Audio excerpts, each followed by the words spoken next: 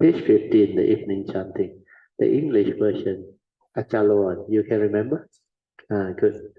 Okay, you use the mic, I use my mic. Yeah?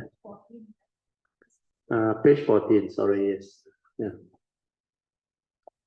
So let us develop the Sada, Virya, and Sati by commencing with our evening chanting. We will chant the English translation so that you all can understand better. This one is the format from Achancha tradition. I think we receive it from Achanachalo. Okay, so now we will start. To the Blessed One, the Lord, who fully attained perfect enlightenment, to the teaching which he expounded so well, and to the Blessed One's disciple who have practiced well, to this the Buddha, the Dhamma, the Sangha, we render with offerings our rightful homage. Okay, for those who don't know, we are at page 14 of the chanting book, the retreat chanting book, the thick copy. The thick copy. The one with the ring one. Still available out there. Yeah. So page 14. Okay, we will continue from there. Page 14, evening chanting. Okay, we will continue with the next one. It is well for us that the Blessed One, having attained liberation, still had compassion for later generations. May these simple offerings be accepted for our long-lasting benefits and for the happiness it gives us. The Lord, the perfectly enlightened and Blessed One, I render homage to the Buddha, the Blessed One, Bow. The teaching so completely explained by him, I bow to the Dhamma. The Blessed One's disciple, who have practiced well, I bow to the Sangha. Now let us pay preliminary homage to the Buddha, homage to him, the Blessed One, the Worthy One, the fully enlightened One, homage to him, the Blessed One, the Worthy One, the fully enlightened One, homage to him, the Blessed One, the Worthy One, the fully enlightened One.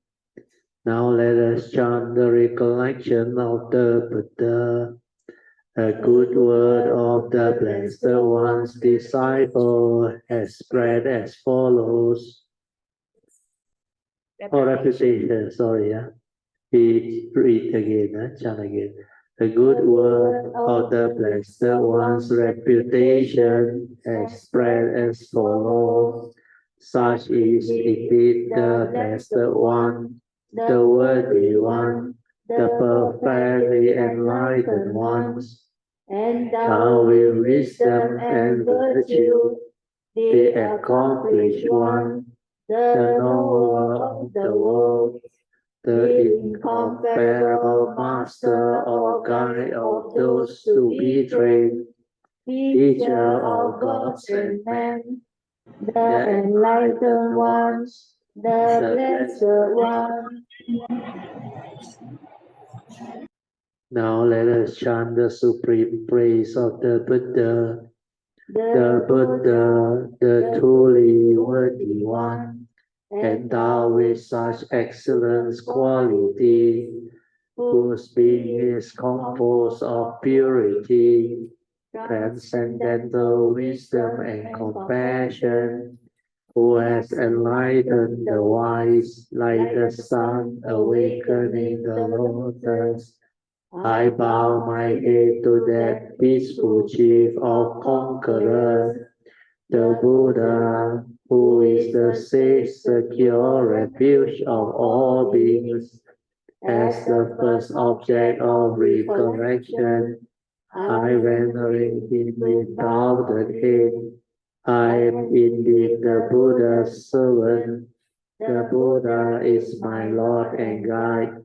The Buddha is sorrow destroyer, who bestows blessings on me. To the Buddha, I dedicate his body and mind, and in devotion, I will walk the Buddha's path of awakening. For me, there is no other refuge. The Buddha is my excellent refuge. By the utterance of this truth, may I grow in the Master's way. By this devotion to the Buddha and the blessing of this practice, by his power, may all obstacles be overcome. By body, speech, or mind, for whatever wrong action I have committed towards the Buddha, may his judgment of all be accepted, that in future there may be restraint towards the Buddha. Now let us chant in praise of the Dhamma. Well expounded is the Dhamma of the Blessed One, can be realized in the here and now, beyond timeless, beyond thought, inviting investigation, onward leading to the heart, Nibbana, can be understood by the wise, teachable itself. Now let us chant the supreme praise of the Dhamma. It is excellent because it is well expounded, and it can be divided into path and future, practice and liberation. The Dhamma holds those who uphold it from falling into delusion. I reverence the excellent teaching that which removes darkness, the Dhamma, which is the supreme secure refuge of all beings. As the second object of recollection, I venerate it with bowed head. I am indeed the Dhamma's servant. The Dhamma is my Lord and guide. The Dhamma is sorrow destroyer, and it bestows blessing on me. To the Dhamma I dedicate this body and life, and in devotion I will walk this excellent way of truth. For me, there is no other refuge. The Dhamma is my excellent refuge. By the utterance of this truth, may I grow in Master's way. By my devotion to the Dhamma and the blessing of this practice, by its power, may all obstacles be overcome. By body, speech, or mind, for whatever wrong action I have committed towards the Dhamma, may my acknowledgement of all be accepted, that in future there may be restraint in the Dhamma. Now let us chant the recollection of the Sangha. All good conduct is the order of the disciple of the Blessed One. of upright conduct is the order of the disciple of the Blessed One. Of wise conduct is the order of the disciple of the Blessed One. Of beautiful conduct is the order of the disciple of the Blessed One.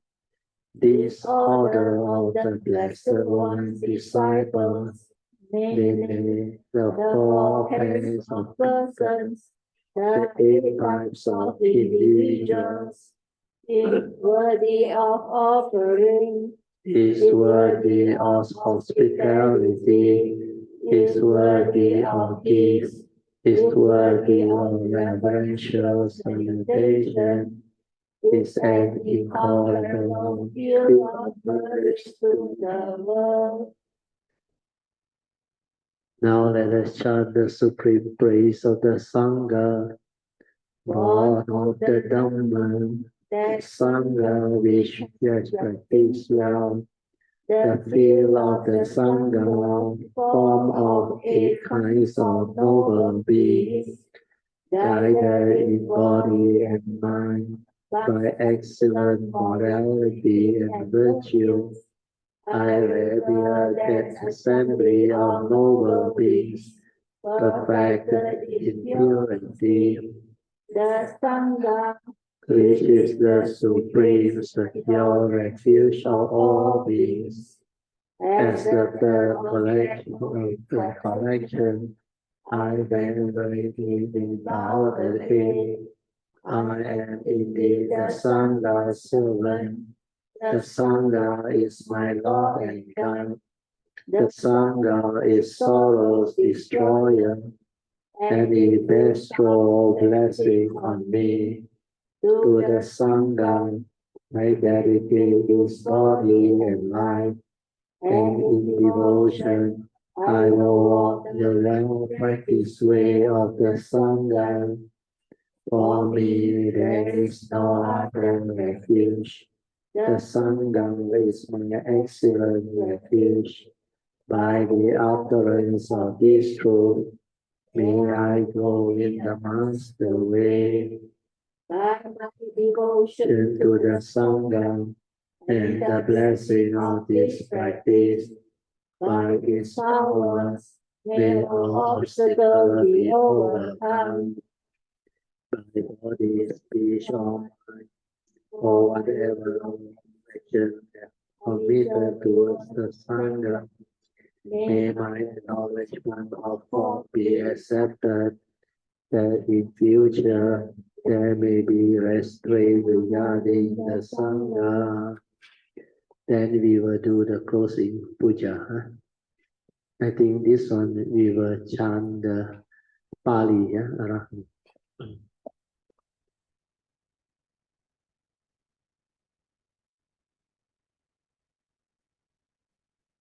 Arahang Samma Sambuddho Bhagavan Buddhang Bhagavantang Abhivande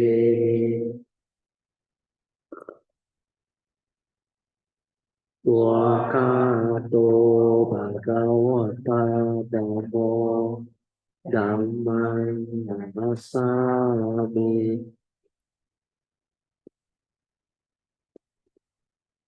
Supatipano Bhagavato Sangha Sangha Dhammami. Okay, you all can be seated.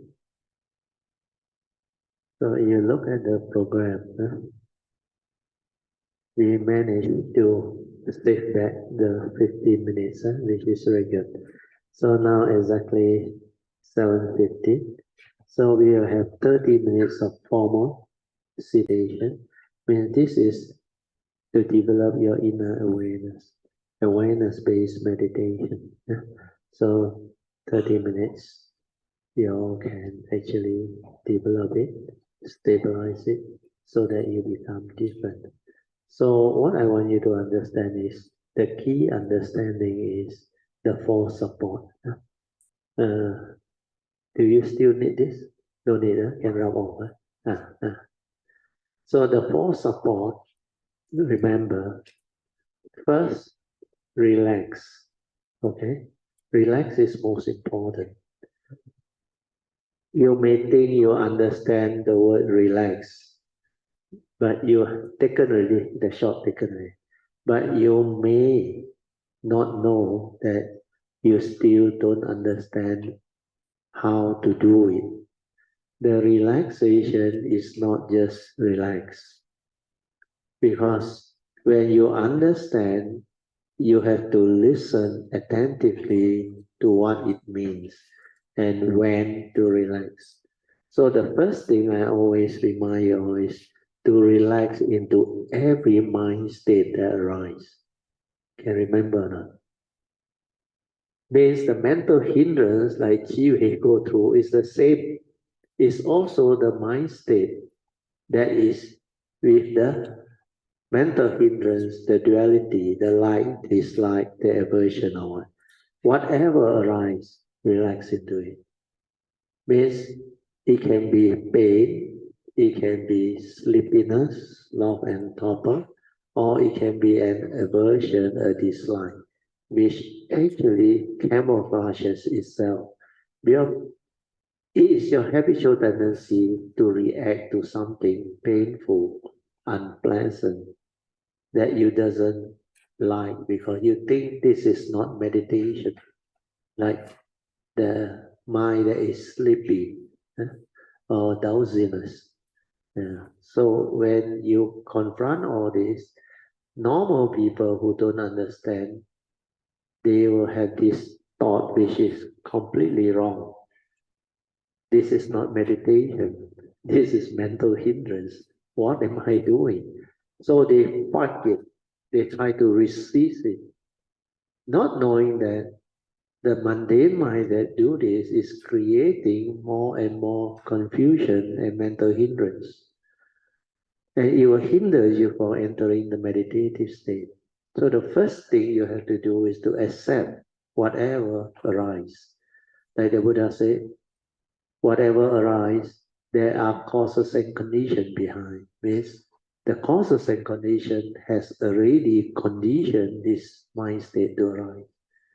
So what must you do? Acceptance. Acceptance means be at peace with it, understand? To do that, you need to relax into it, understand? Don't fight it, relax into it. Then the second support is what? Maintain awareness. I better write it down, huh? Some people who are new. So four support, awareness-based meditation. So first one is relax, body and mind. Then relax into every mind state that arises. The first support is very important. You can do this well, your body and mind will be in a state of complete relax, naturally at ease. When it's completely relaxed, naturally at ease, there is no thought, no resistance, nothing. Then you are in sati. Understand? The deeper you can relax into it, your body is like softer and softer, it's like cotton. No resistance, no stress, no tension, nothing disturbing you. Then your mind also completely in a state of tranquility and stillness. No issue at all, completely at ease, relaxed. You can do that, the next support will arise by itself. Maintain awareness of air. Maintain awareness. So maintaining awareness is very important. Like I say, sati is awareness before the know. Means you don't want to know. Whatever arises at your sense door, like vibration or whatever, aware, finish. Don't continue. Don't go and react to what you hear, what you see, what you sense, and what you experience, or whatever thought that comes. Do not stir your mind and do all those funny things. If you don't try to know, don't try to do, you can maintain awareness. So to do this, you must develop the understanding. Don't try to know. Don't try to do. Why? Who knows? Who do? The thought. Yes. So this one is always by the thought. When your thought is active, what happens?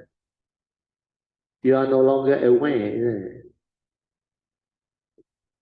That's why don't try to know, don't try to do means the thought is not meditating, not doing anything, not trying to perceive or know anything. Like when you are in a formal meditation. I remember one of the Kayamita also told me today, I forgot who, I don't know whether it's Benjamin or not. He said, when he go for retreat, he felt so miserable inside there. You go to meditate, not to develop the suffering. But why are you miserable there and don't know what is going on? And a lot of people, when they go into retreat, they hear this word, noble silence, cannot move. But also they're not fun. Become like very tense and don't know what to do. So that is suffering. You're supposed to relax and have a very serene and tranquil meditative experience. Instead, you're ending up torturing yourself. Then why you go for meditation? Then a lot of people used to joke, damn stupid, come here to become so miserable. One meal a day, this one cannot, that one cannot, keep precept, must follow a lot of things. Then at home, I want to sleep, I sleep. I want to have a coffee, I have a coffee. I want to see football, I see football. So this type of thought will be the habitual thinking that will come because you want to justify why you must not be here. These are people without faith, without understanding. But sometimes the people with faith and lack of understanding become worse. You know why? They have faith, so they believe. They torture themselves more and more, more and more. Yeah, they believe one day if I continue to know or do, I will become enlightened. And that one day can be very long. So meditation need to be done with understanding is because without understanding, you end up torturing yourself and doing all those thought-based meditation, which is non-beneficial, won't bring about the awareness-based transformation that you need. So hopefully with this, you start to understand. So maintain awareness means what? Whatever arises through your senses, you as a human being, how do you know things? How do you interact with the world? Through your senses, correct? Without senses, you cannot have life. You cannot become conscious of what you see, what you hear, what you smell, what you taste, what you tactile, you feel and think. And without this sixth sense, you are as good as that vegetable. Yeah. No knowing nothing. Yeah. Element.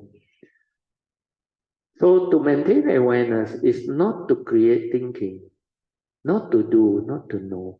So aware, finish. But initially you are not trained, you cannot stop it. Normally you are so conditioned, the moment you're aware, you perceive already. You realize or not? Then after you perceive what happened, your habitual reaction comes. Understand? Ayo, I meditate here. Why these people make so much noise? And especially renovation night. While they meditate, cock everywhere. Understand?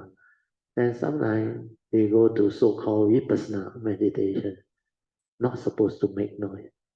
Then suddenly, somebody cough or talk or make some noise. Wow, they tahan already.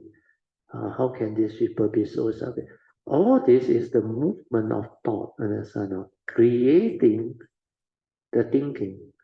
The moment you have the thought arising, how can you be aware?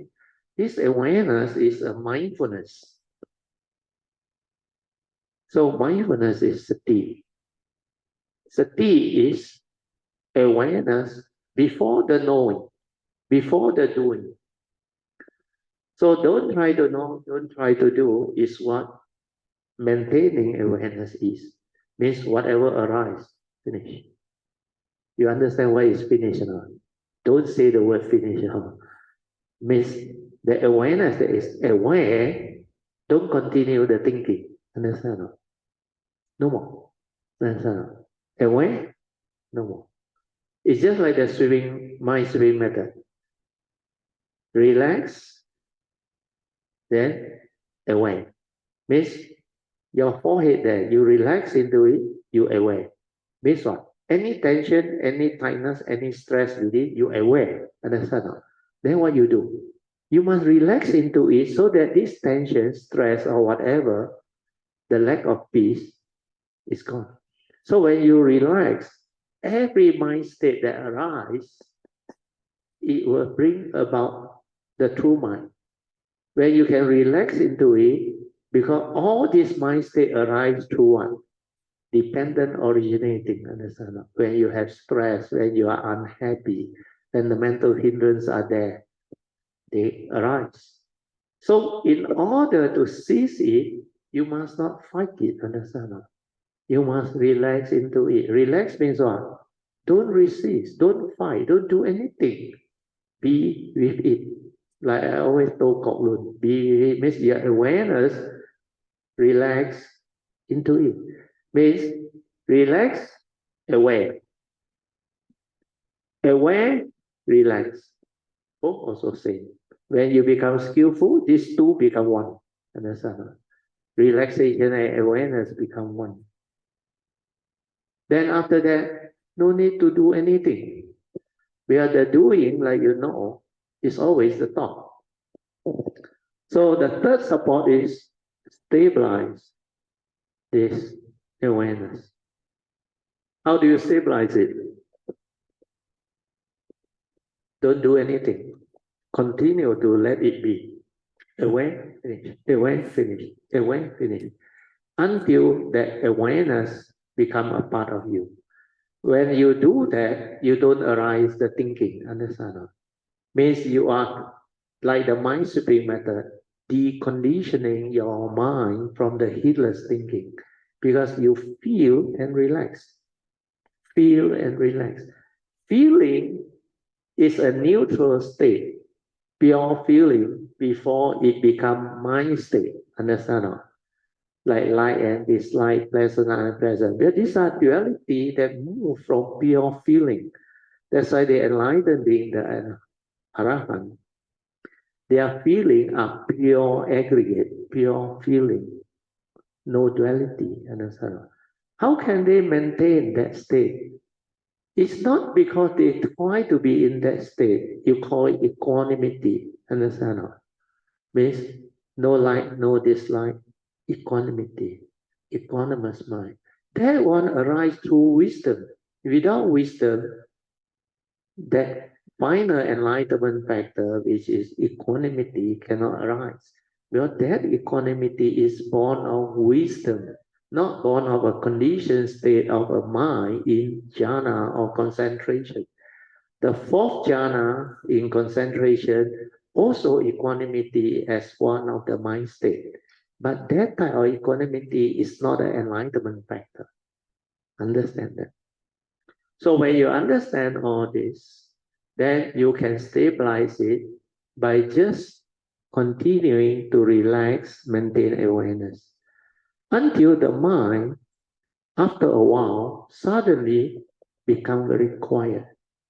Because when you are able to do all this, you develop more awareness than the old habitual thinking. Understand? When you cease to think, this one become a new normal. Understand? Your way of meditation, your way of understanding things. And this one will develop into a stable awareness within. When this one stabilizes, your mind will enter sati. Then when your mind enters sati, your awareness nature stabilizes, and you become more and more sensitive, more and more aware. Then you start to see things that you normally don't see. Why? Because now there is no more thought to cloud your nature, your awareness nature. Last time you think a lot, preoccupied with the thinking, lost in thought. You can only do one thing at a time. If you are heedless, lost in thought, preoccupied with your thinking, how can you be aware of what is happening in the moment? How can you be sensitive to understand what is going on in you, to observe and all those things? So this is the reason why a lot of people cannot do it. So if they cannot do it, what happens? They think a lot. So in order to stop the thinking, they come up with object of meditation, method and technique to focus, to concentrate, to do repetitive training so that this mind doesn't wander off, understand, not become hit. But there is a conditioned state. It's like a child, very naughty. What you do? Punish him, lock him up, don't let him go out. You think by doing that you are training him? Once you're not around, he become wild, understand?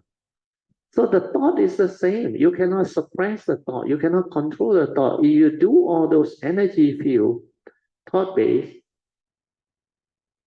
they call one-pointedness or absorption and all those things. You end up controlling the thought. And that thought initially may give you the peace because you force it into one-pointedness. Like the child, you force it not to go out. Then you say, okay, now I am safe. This child don't give me any more problem. He cannot go out anymore. Then you think this is the right way. But as you know, the child never learns. Understand? When you're not around, they become wild. They need to develop understanding. They need to make mistakes. They need to learn from life. For you, also same. Try this. You got nothing to lose. Experience it. If it works, you become totally different.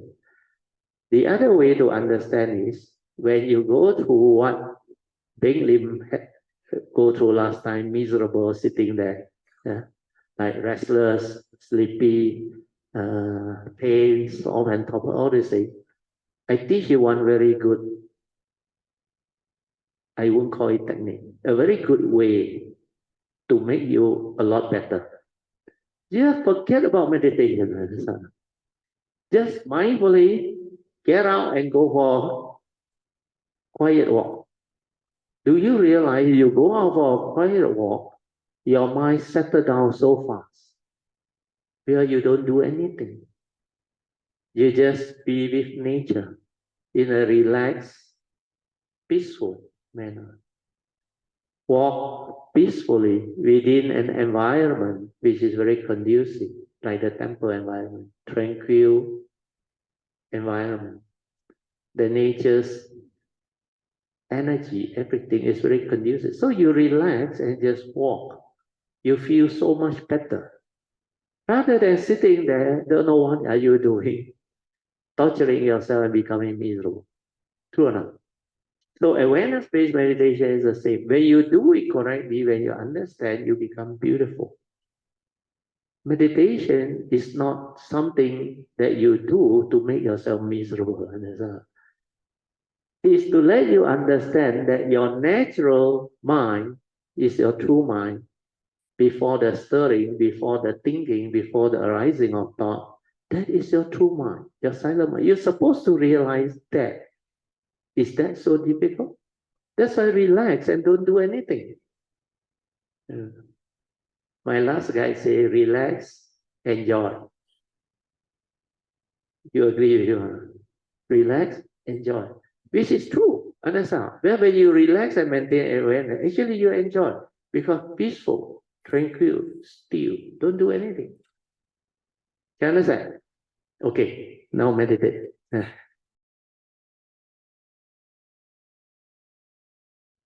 You can slowly, mindfully come out of meditation. Try to maintain whatever inner peace, inner calmness, and inner awareness that you have developed for as long as you can. And always remember, once you have developed it, it will start to build up. But to develop the ability to make it continue to arise within your daily life is very important. So what you have to do is, the retreat condition is the best. After you have developed some form of tranquility, stillness, means the inner awareness, the mindfulness, the inner silence. What you should do is continue to develop this mindfulness in the midst of life. Whatever you do, aware. Like after the alarm trigger off.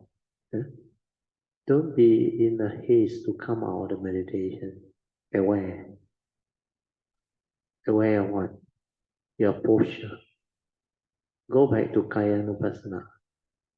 Because the form of meditation is to stabilize the awareness within. And after that, when you want to come out of it, you have to go back to awareness of your bodily activity and movement, which is Kayanupassana. Then from there, once you develop the ability to be aware of your posture, then silence your mind and find out why you move and how you move.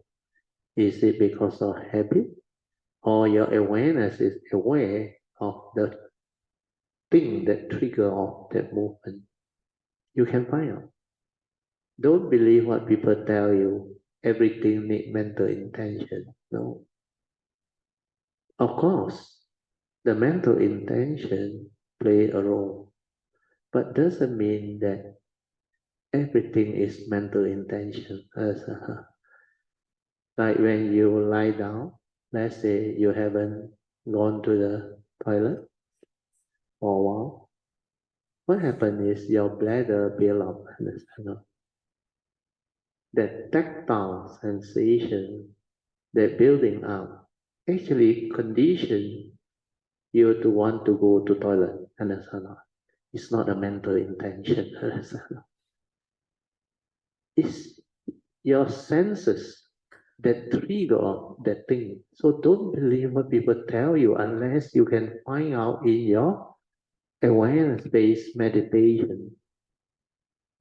So this sati will make you different. You don't have to believe anything, anybody.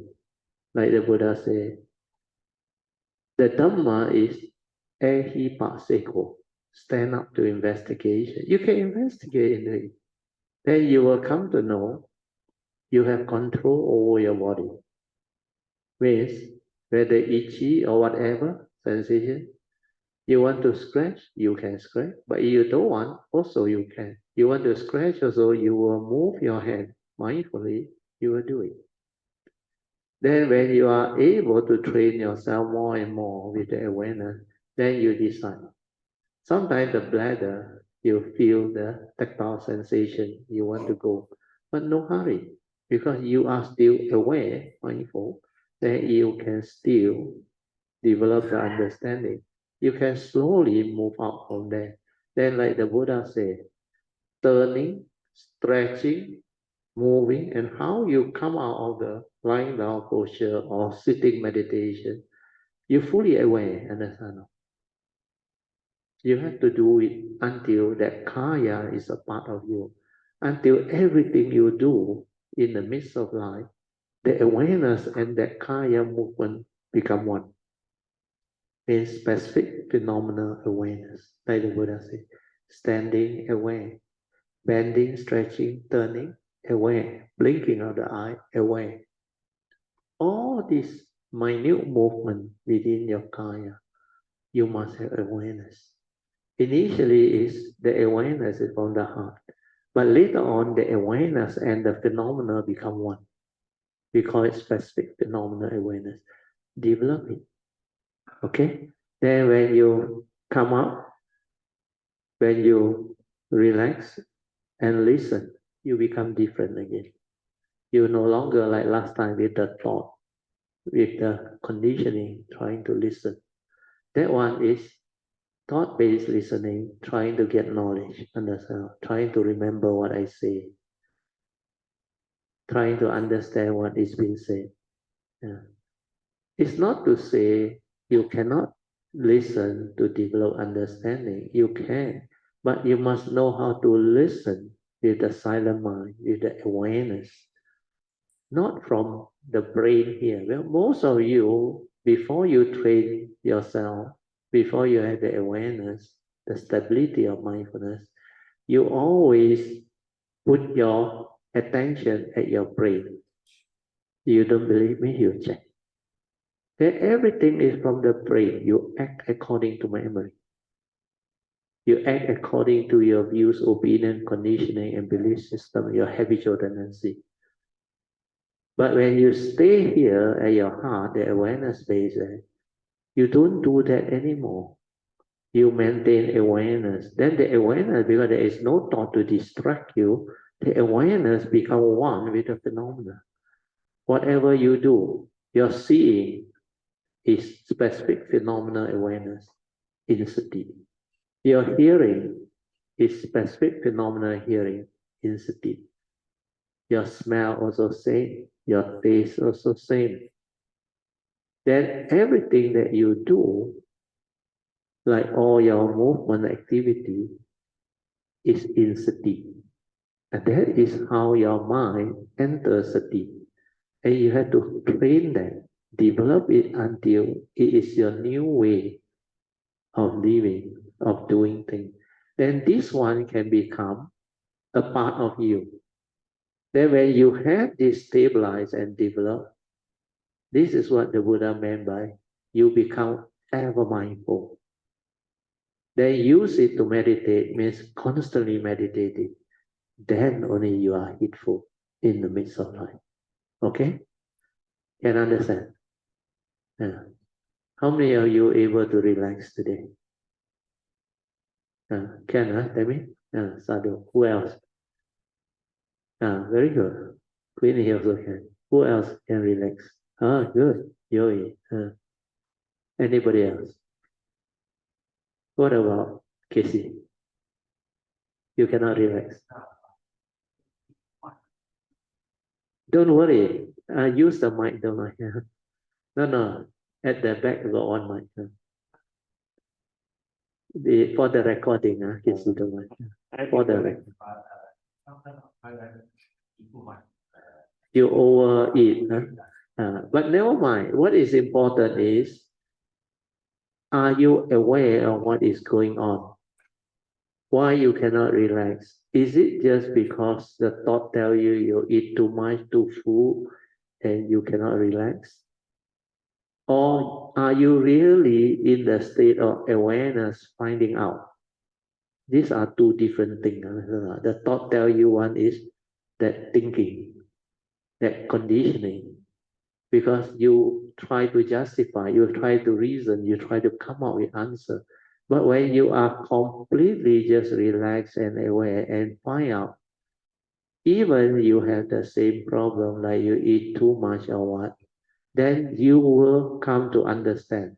Then later on, you not only cannot eat too much, you actually cannot allow that thing to happen, because the awareness somehow have this ability.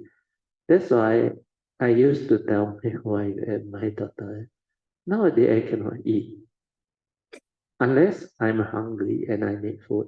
Otherwise, I hardly eat because I can sense my tummy capacity. Very little food, already full. Then you cannot do a lot of things there, you become sensitive. So that is after you have mindfulness, awareness. Before that, you are with the thought. But this is just the beginning. That's why first time you are doing it. Not so easy to develop the understanding and to settle down. Don't worry. Next time, reflect on what I tell you. Relax into it, maintain awareness, and find out. Don't allow the thought to tell you anything. Don't go and believe your thought. Where your thought is all memory, knowledge. And this one will keep on telling you things. Where this one is already, they call it the memory bank. And memory bank is what you have accumulated as life, learning, or experiences, all of your knowledge. And knowledge is not wisdom. A knowledgeable person can be intelligent, cunning, shrewd. All these are possible, but they don't have wisdom. You don't believe, you find out yourself. Your wisdom is an understanding, not to entangle yourself and get into trouble. Whereas knowledge is different. Knowledge acts in a different manner. Well, when you have knowledge, you think you know. You think you are right. Then knowledge ends up arguing, trying to be right.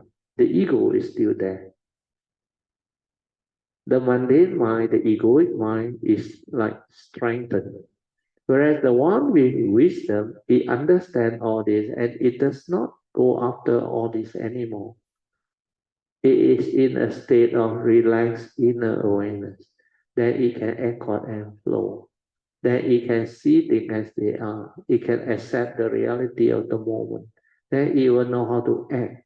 Act with what? Wisdom, not memory. Means the Dhamma way. He will apply Noble Eightfold Path. Right view leading to right thought, right speech, right action. No more of those heedless reaction and stirring of mind. The mind is seldom or hardly agitated. That is wisdom. Knowledge cannot. Knowledge, like you very good, you're very intelligent, very smart, you have a lot of knowledge, and you think this is understanding. No. That's why knowledge bind, the Buddha says. Knowledge can create attachment, can create conflict, argument, misunderstanding. Because with knowledge, you tend to develop the ego to be right, understand? Not? To be more superior, better, and all this. So meditation, awareness base is to allow you to have the awareness to see yourself in action in life. Then when you see yourself in action in life, then you come to know this from a mind. Before you know the Dhamma, before you have the wisdom and the understanding, you act according to memory. And what is memory? Actually, memory, you will really have the mindfulness and the awareness, is full of negative mind state. I call it rubbish. Rubbish because you accumulate all of your fear, your worry, your anxiety, your phobia, your scars of memory, your insecurity, your like and dislike, and all of the whatever, even childhood phobia or whatever, all these are accumulated. Then what you do, how you cheat people, and how people cheat you, bully you, become aggressive towards you, you accumulate them as fear, phobia, anxiety, sorrow, lamentation. So all these are very negative memory, negative tendency. The Buddha called them wrong thought, born of the evil roots of greed, hatred, and delusion. So when you act according to your fear, worry, anxiety, sorrow, and lamentation, you are not acting at all, because these are all wrong thought, evil mind state. Then before you have the Dhamma, you are egoic. Sakkaya Ditthi is there, egoic. So the egoic mind always has selfishness, has craving, desire, grasping, clinging, attachment. So you act according to all these mind states, which are not wisdom or understanding, then you entangle yourself in line, because karmic is you reap what you sow. Do good begets good, do evil begets evil. So all this negativity or mind state that spring off from your memory, accumulated memory, good or bad or whatever, they are still within the field of thought, having duality. And before you have the Dhamma wisdom, means before you are enlightened, this thought process is always egoic. It cannot be a pure thought. That's why the fifth patriarch call it tinted merit. Don't go after tinted merit. Do good according to what? Your views, your opinion, your belief system. You think that is good, but you never ask, good according to who? Good according to you. But it's not nature's good. Nature's good is the one that has the Dhamma, means no negativity. Where you are incapable of negativity, you are automatically good. Understand? That's why the Buddha's advice is avoid all evil. You can avoid all evil, you cannot do evil. All evil has been avoided. So the absence of evil is good. Not the other way around. Understand? Not good according to the individual. Good according to me, to you. No meaning. This is our individual perception of good. Our belief system. Our conditioning. But when it is something you do in accordance with nature's law, then the manifestation will be in accordance with nature's law. Good or bad, not defined by us, by nature. Because this nature's law that governs life and existence, the Pancha Niyama, governs everything. Like we used to say, don't try to do good. The trying is by the thought which is egoic. And the egoic mind cannot do good. Understand? So always develop the training to avoid evil. That's why Krishnamurti also say the absence of evil is good.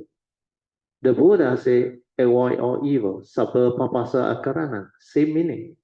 How to avoid all evil? Develop mindfulness, to be mindful, to be aware, to be heedful.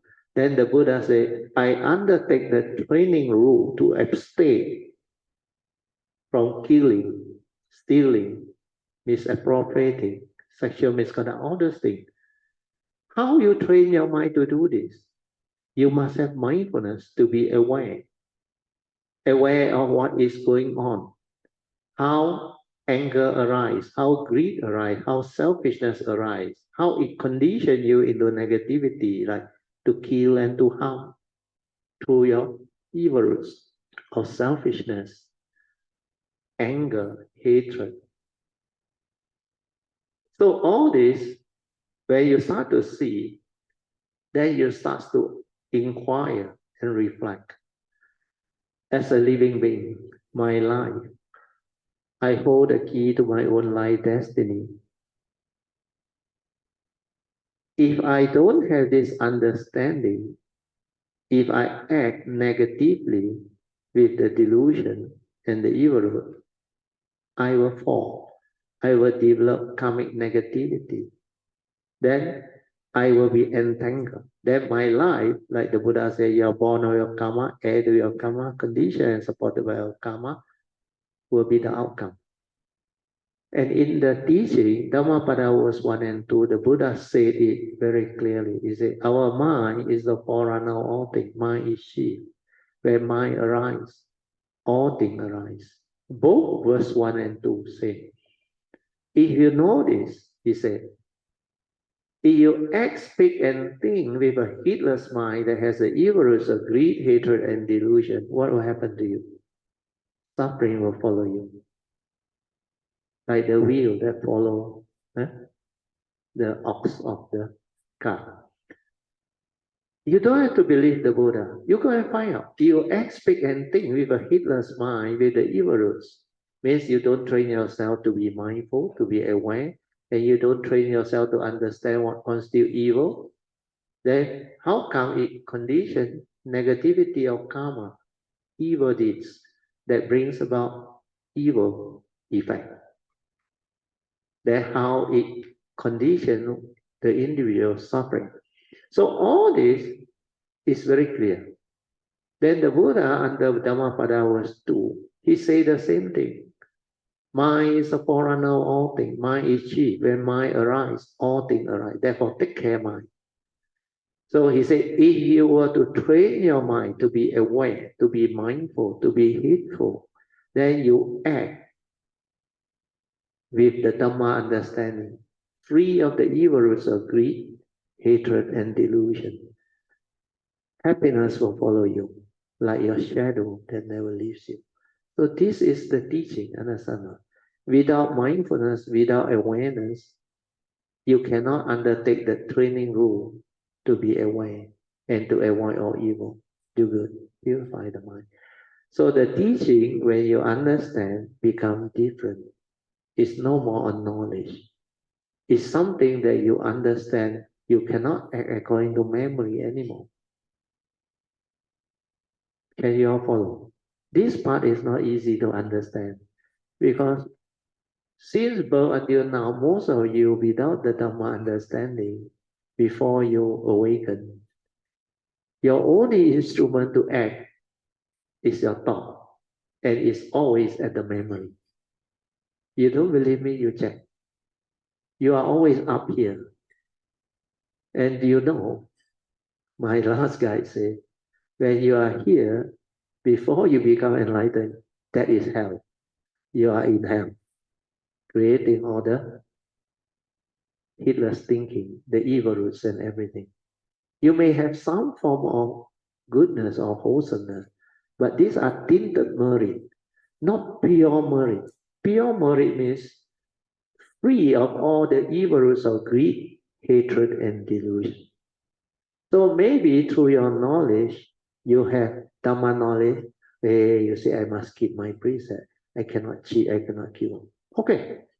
But there is knowledge, understand? You don't see it in the meditation, in the awareness. You didn't observe the nature's law of karma, how it hit back and how it condition living being to suffer. So based on knowledge, you act. Or people say, donate, be generous, meritorious, no denial. Yes, meritorious. But what is your mindset? The ego is still there. You understand? No? That's why it's called tinted merit. It's merit, but with sakayaditi, understand? No? You do good because people say so from you. Yeah. Then you use your intelligence, your knowledge, your thought, and act. And so you act not according to wisdom. You act because you say, this will benefit me. You understand? Yeah. I receive good merits. Understand? That I receive good merit is like the emperor at that time.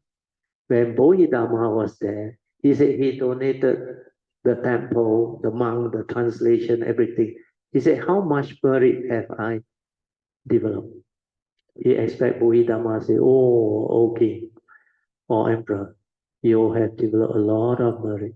You know, Bodhidharma replied, 0. The emperor was so unhappy, but he cannot say out because Bodhidharma was a patriarch, a very wise being. You know why he said that? Well, later on he checked with another monk who understands. He said, yeah, he is right. Well, to him as an enlightened being, what is true merit, pure merit? It's the absence of 3 evil roots of greed, hatred, and delusion. You do all this thinking that you will receive a lot of merit means what? It's tinted because the ego is there. You think you do, this merit accrue to you. That sakayaditi, that self, actually make the merit less wholesome. That's why they call it tinted with the ego inside there. So tinted merit will always be there when you are not enlightened. But when you awaken, become enlightened, your merit is pure merit. Then this brings me to one point that I want you to understand. If you do awareness-based meditation, do you know if you can even stabilize it and have one moment of pure awareness without thought? That is a pure mind, a pure thought without the evil roots of greed, hatred, and delusion. And that pure consciousness and thought, it is way beyond all of your tinted merits that you have done maybe for hundreds and hundreds of lives. Cannot compare to one pure thought of a cultivator. Do you understand? That's why, not to say merits are not important, but as long as it's tinted merit, you have to do alone, understand? Whereas the one that cultivate and meditate awareness, because he can have a moment of pure thought. That moment of pure thought is so rare, understand? And the merit is, the Buddha call it limitless.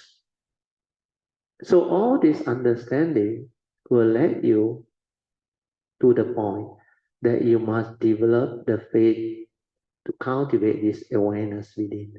That's why I do it. Even you can have it for a moment, a glimpse of it is good enough. Need not go through cessation. But that one moment of pure thought without any what they call evil roots inside there. Those moments are very rare. Then cultivator of the way, they have stabilized this. Throughout the day, they are in that pure state of mind, the true mind, the pure nature within. Just imagine. That's why to them, they are not really very, very interested in the normal type of worldly, I should say, merits. They were not like purposely want to donate, want to offer or what. If there is no condition, they don't have to do all those things anymore.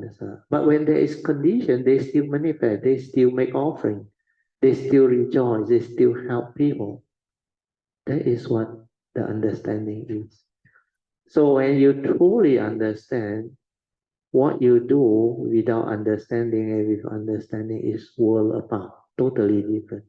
Okay? So hopefully it can help not only Casey or the rest. Okay, now we continue. Heart Sutta, start, chapter 1. We recording already. Need to start recording. It was recording. Oh, it was recording. Okay. Okay. Then we get Tammy to help us read. Page 5, chapter 1. First Heart Sutta class, meditation class by Brother Teo Kian Kun at Ubin Jing 12 February 2012, 3 to 6 p.m. Short notes taken during the talk for sharing. Part 1, Introduction. 1.1, Definition. Paramita, Sanskrit crossover. In Mahayana Buddhism, paramita means a perfection or virtuous quality practiced by a bodhisattva in the course of his spiritual cultivation. Prajna in Sanskrit or Panya in Pali means wisdom. 1.2, the Heart of Prajna Paramita Sutra. When Avalokitesvara Bodhisattva was practicing the profound Prajna Paramita, he illuminated the 5 khandhas or aggregates of form and mind and saw that they are all empty, and he crossed beyond all suffering and difficulty. Sariputta, form does not differ from emptiness. Emptiness does not differ from form. Form itself is emptiness, and emptiness itself is form. So too are feeling, cognition, formation, and consciousness. Sariputta, all Dhamma are empty of characteristics. They are not produced, not destroyed, not defiled, not pure, and they neither increase nor diminish.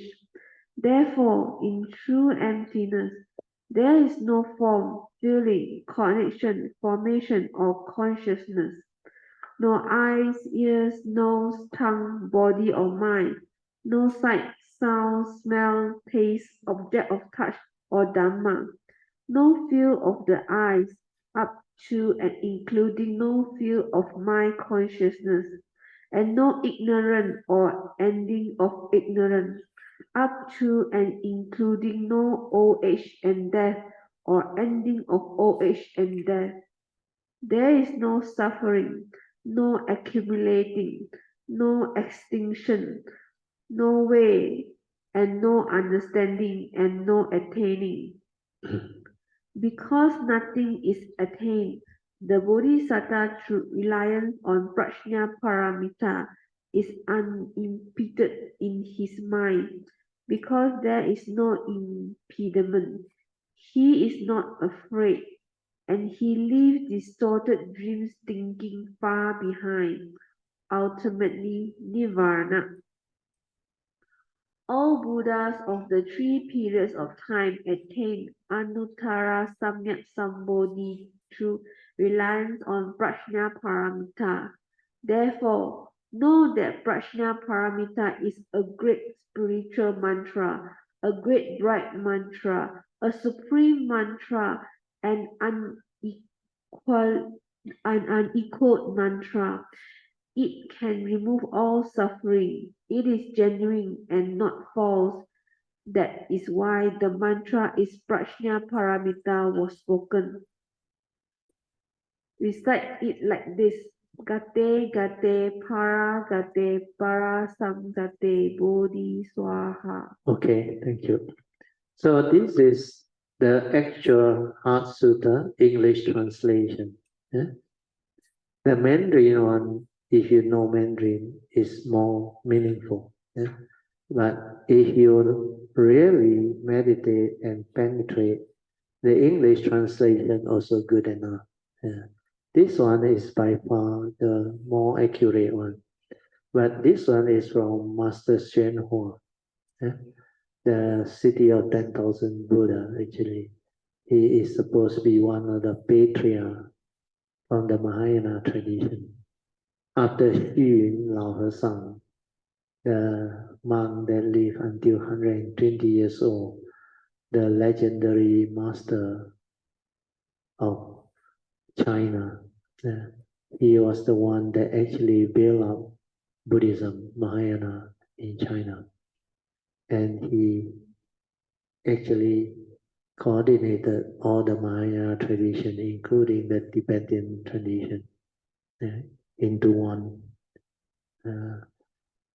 tradition in China, so that they are all represented. Yeah. So Hua is also my refuge teacher. My whole family took refuge under Master Hua. Yeah. I think in the year 1980 something. Yeah. My nature do have a lot of affinity with Hua. Every time he come to Malaysia, that time, the first 2 times I was still a university student, I met him. Yeah. And because of that affinity, I can understand his teaching. Although an English educator, he speak the traditional China type of Mandarin. My wife as a Mandarin teacher, school teacher, also find it difficult to understand it. But because he speaks the Dhamma, very strange, I understand what he say. That's why I went and record all his talk. I listened. Then I realized this one is different, beautiful. And he had the understanding.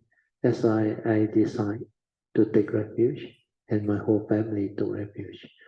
And that was many, many years ago.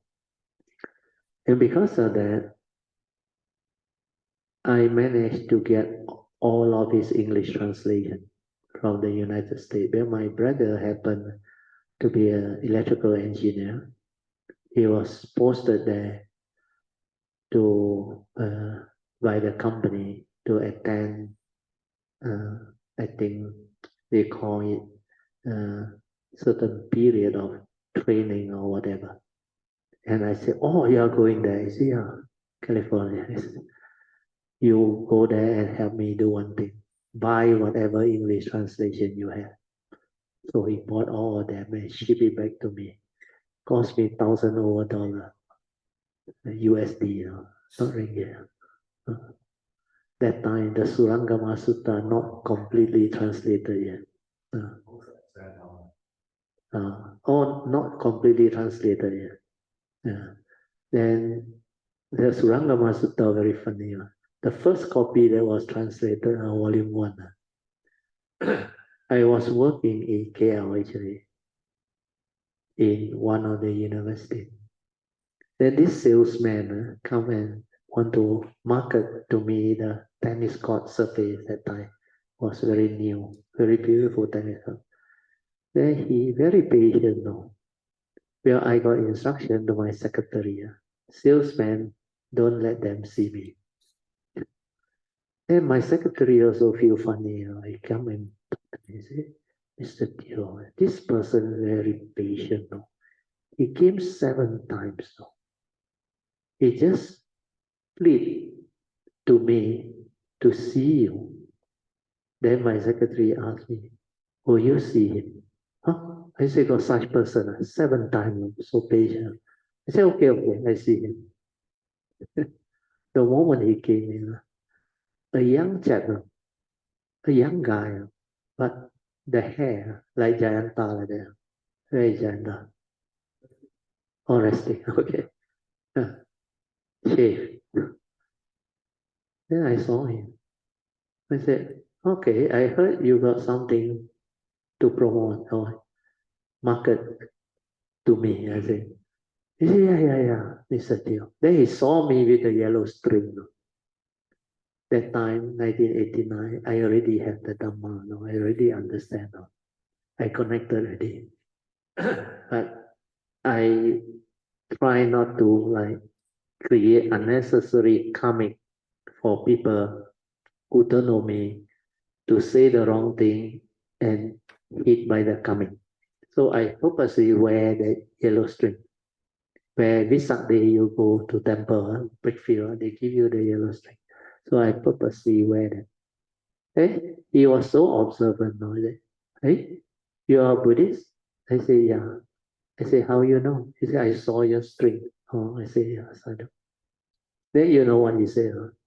I will give you one book. And I thought, I don't know what the book is. I said, okay, good. Immediately the next morning, he brought the book, photostat copy. First volume of Surangama Sutta. Then I look at him, I said, how do you get this book? I said, Master Shen was my refuge teacher. I've been looking for him for so long. I said, ever since he came to NU, then he left, then I waiting for him to come. He said, for your information, I am the kapia of Master Shen Hua. Got such thing. He take care of Master Shen Hua for so many years. And he want to become monk. But the father say cannot. He is the only son. And the father asked him to come back. That's why he become the salesman to market the father's product. And he came and see me. The moment I saw that book, I tell you, very funny. I flick over and read the first English translation now. I can understand what is written there. And I told my brother who happened to go, I said, you go and buy all the translation. Whatever, go and buy. That's how it happened. Then all the other translated book came. Yeah. Then he also came after that. Yeah. In my office, one Christian lady, he was a staff of ours, but doing something else. He one day came into my office. He talked to me. He said, "Mr. Teo, you don't mind? I got something to share with you." I said, sure, sure, sure. I know she's a Christian or Doreen. And she said, maybe this will interest you. You know what he passed to me, you know? The delegation of Master Xuan Hua and his disciple coming over to Malaysia again to visit us. I said, you are Christian, isn't it? Huh? He said, I saw you every Friday. You meditate inside there. You lock your room. Then exactly 2:45, you're on your light. And early morning, I observe, you come in, you lock your room, you off the light, you meditate. Then exactly 8:30, you open the door, your secretary go in. Oh, I say, got such people observing me. That's why I say, meant to be will be. When the end is there, all these things happen. So for Master Xuan Hua, I was able to understand his teaching. That I like his English translation. Like I said, this is one of the most accurate one. Understand? A lot of English translation, they are not accurate. So what happened was, when I was invited over to teach this, I asked them to get hold of this book. Then I share from this book. But what is important is not only what Xuan Hua shared. This book want to come out, meant to be. Actually, the short note, no reason for that Sister Lee to write on. But somehow she write on. And I remember the first few short notes, because I have the understanding, I have the Dhamma. All the note he take, he cannot understand. He cannot understand what I share, what I write. But from the few points that he wrote on the short note, I can recollect what I say. Well, I know what I say. Then I like edit it, improve on it. The whole thing revamped. Then I started to share all this. That's why it became a book. Yeah. But after 1 month, she pick up. She become better. She become better. As the 15 month is up, the later part one all very good. The short notes are all very good. She learned. That's why it's like meant to be. Then as we go through, you will come to know there are a lot of questions that were asked during this Heart Sutta sharing. And they are very beautiful questions. Some people even point blank ask me, why waste time on Master Xuan Hua's biography and all those things? Why won't teach us the 5 ingredients of form and mind and all those things? They cannot understand. Like what I mentioned in the introduction, this Heart Sutta is meant to teach the English-speaking Theravada tradition type of Dhamma practitioner. Now, Theravada, they are mostly English educated, understand? And to them, most of them don't believe Mahayana teaching. They think it's very different. But when I share the Heart Sutta, I told them no different. From Theravada teaching, what the Buddha teach under Theravada, you can use that understanding or wisdom to understand Mahayana teaching. And both appear different, but exactly matching. At first, they don't understand, they don't believe. But as I share, you will understand. So, my purpose is to bring about the causes and conditions for all this division within the Buddhist community to come back into one, understand? Because that's why you observe my puja, I start with Mahayana, then I continue with Theravada. You realize? Because they are all linked, related. Except Theravada is for the sainthood way to develop enlightenment in the here and now, to become Aryas. That is the priority. That is the message for Theravada. But those who have affinity with the Bodhisattva way, they will move on to Mahayana. And I have one teacher, Achayantra. Although he Theravada tradition, Thai tradition, but he believed in Kuan Yin. He had faith in Kuan Yin, and he understands the Mahayana Sutta. That's why I have affinity with him, and I can understand what he shared. And he loved nature. He always say, nature is our greatest teacher. Life is our greatest teacher. Nature is our greatest teacher. Nature full of love, compassion. He always say, nature give and give. Nature never take. And the meaning is very beautiful. Because he said, the air we breathe, the water we consume, they come from nature. Do you have to pay for the air you breathe? You don't have to. Yeah. The water also, you can harvest it or treat it, and it's yours. But what did humanity give back to nature? All the pollution, all of the crazy thing that humanity do. You just imagine the industrial revolution, all the various type of agricultural revolution, the amount of armament, the amount of radioactive thing that they introduce, the amount of waste, even garbage.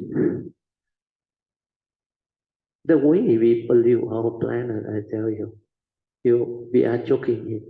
If we don't speed up innovation, technology to recycle and to overcome all this, that's why now they start to understand the danger of they call what the climatic change, and there is another one, climatic change, and another one is global warming. Yes, global warming. The global warming is so serious until now. They realize forest fire, disaster everywhere. And like the weather condition, the climatic condition has changed until we got Soviet. Then they come out with all the funny thing, El Nino. So now what happened is, people are starting to pay attention, the amount of pollution, that's why they go for green energy. They go for EV car, no more petroleum. They start to like give target to phase out. And all this is the result of what humanity is doing. So you compare nature and human, who is more loving, more compassionate, more caring? It's very obvious. The human beings are so selfish. That's why you see war everywhere. And war can be justified. How you justify war, I also don't know. And there is a lot of things that you see happening in the world. All these are part of Dhamma. Understand? The Pancha Niyama, the activity, the movement, and the causes and effect. So when you understand Dhamma, you understand all this. So what I want you to understand is those who have Dhamma understand all things. That's why if you are caring towards nature, then nature will bless you and protect you. If you destroy nature, nature will destroy you. You understand? Can you understand? Why? Because we are part of, you and nature is one. You must harmonize, understand? Instead, we so selfish, understand? We ever willing to pollute because of our selfishness, to do all those funny things. Without the human consciousness, nature recuperate very fast, you realize that?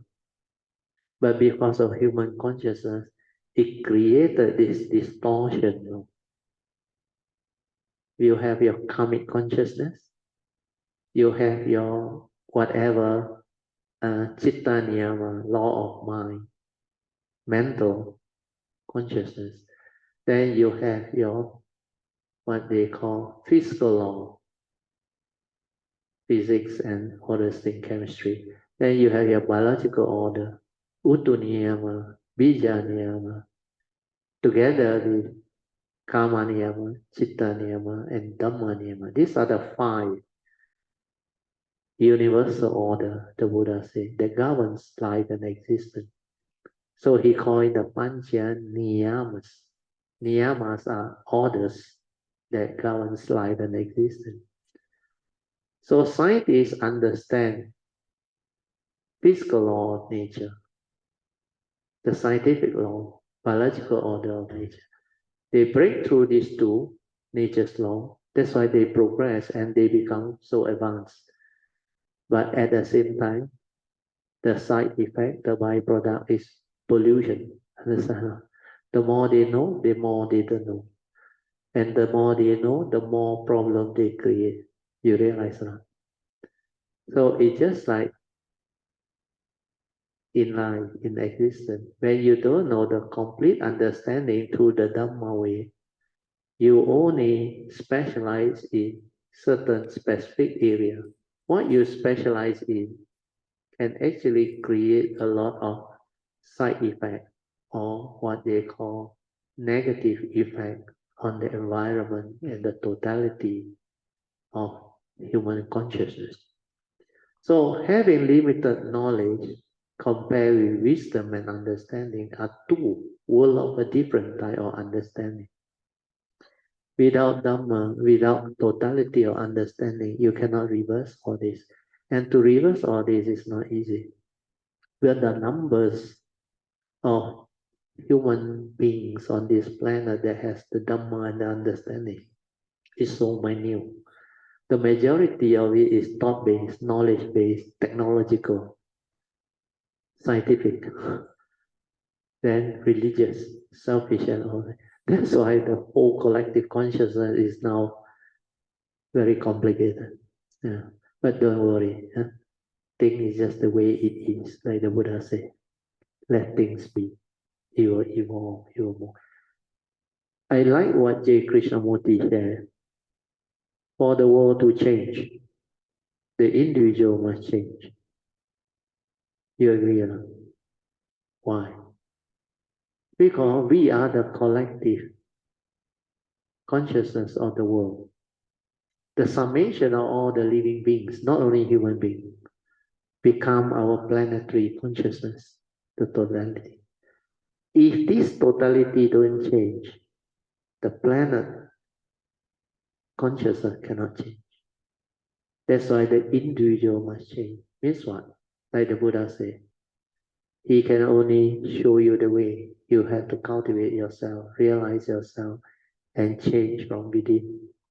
We are the Dhamma way, the wisdom way. And when you change, one by one, it will bring about the multiplier effect that will finally, when the critical mind is there, then our planet will become different again. We will recover again. So all this is part and parcel of what Dhamma is. Then what I want to share with you further is the word paramita.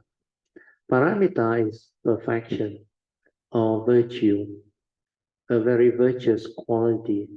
So when you cultivate like dana parami, generosity, we just cultivate in the Theravada tradition normal dana parami, to be generous, to be kind, to be courteous, and to have that generosity to help people, to benefit people, to share and do all those things that are useful, helpful. But when it comes to paramita, means the perfection of that parami or generosity, to perfect it and to develop it is world of a different, like you all know. Then this Heart Sutta is called the Prajna Paramita Sutta. As you all know, Prajna is wisdom. Paramita is perfection. So this sutta is about perfection of wisdom, That's why the Heart Sutta is a very unique teaching. It not only cultivates the perfection of ordinary virtue, perfection of wisdom. That's why it's called Prajna Paramita. And here, after 10 me read to you, I would like to ask, how many of you understand? Huh? Do you find it strange or not?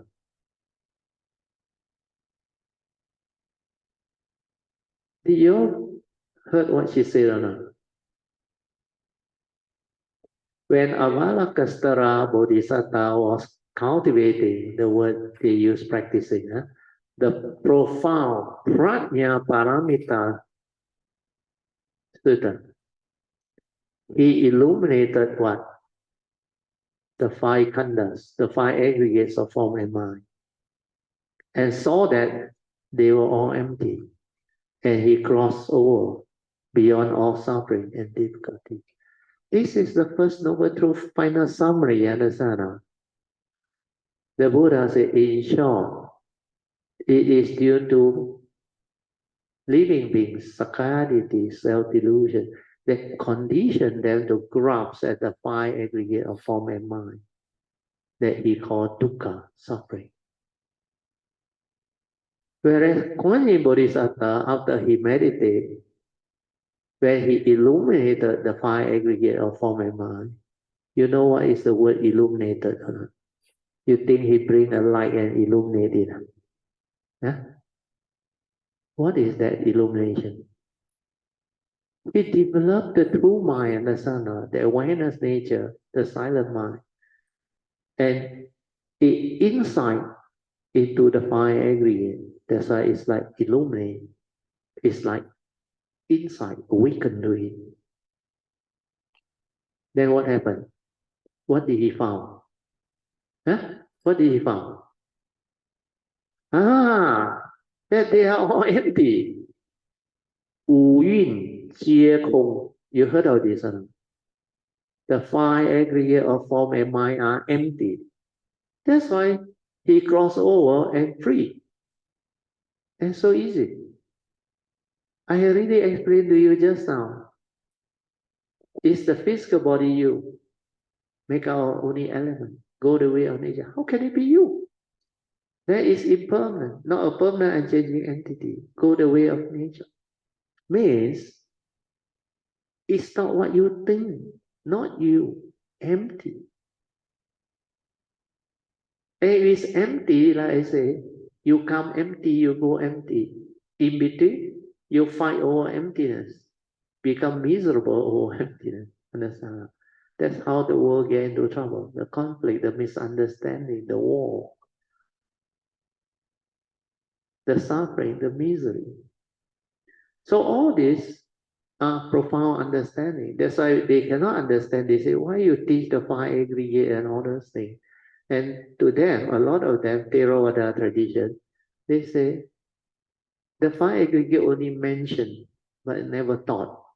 Because they don't understand what the five aggregate is, the two aspects they don't know. And with that, how can you comprehend the Heart Sutta? The Heart Sutta is the pinnacle of wisdom, perfection of wisdom. That's why it's profound prajna paramita.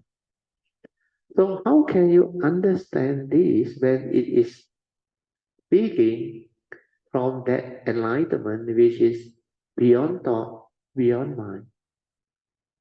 And the Heart Sutta has the unconditioned Dhamma and the conditioned Dhamma. So it's impossible for normal living being or cultivator of the way of the Theravada tradition to comprehend unless that cultivator of the way has his past training and understanding. Otherwise, not easy. Then immediately after that, what did Kuan Yin Bodhisattva say? He says, Sariputta. Who is Sariputta? The foremost in wisdom under Sakyamuni Buddha, his chief disciple. He says, Sariputta, form does not differ from emptiness. Emptiness does not differ from form.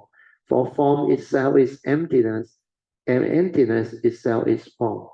So too are the other aggregates of mind: feeling, perception, formation, and consciousness. Here you must understand the five aggregate that Xuanhua used as a translation is different from Theravada tradition. Theravada tradition, feeling is the same. Feeling is Vedana. But when it comes to Sanya, they translate as perception. This, my Master Xuanhua translation committee translate as cognition, which is the same. When you perceive, you cognize, understand? Yeah. Then formation is mental formation. Actually, it's sankhara, mental activity, mental states, everything that your mind can do, including your planning, scheming, cunningness, whatever mind state. Your views, your opinion, your conditioning, your phobia, everything. Yeah. That's why they say sankhara, there are 52. Then consciousness is the same. So actually, if you ask yourself, form does not differ from emptiness, and emptiness does not differ from form. Can you accept that? Huh? I mean, ask yourself honestly, can you accept this statement?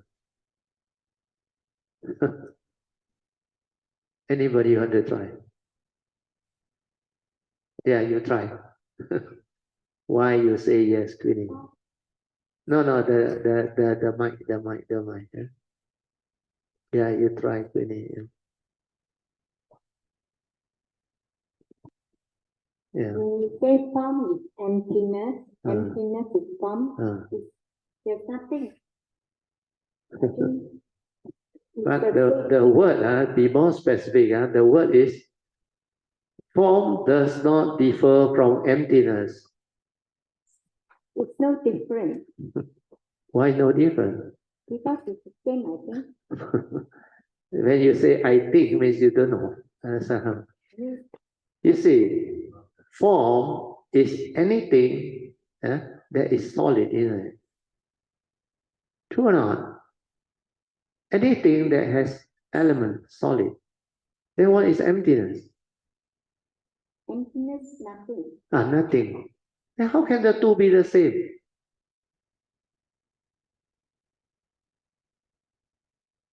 Understand? When you are Buddhist, you say, yeah, Sutta says so much. Understand? That's why it becomes knowledge. Where you all don't investigate. You don't go into it.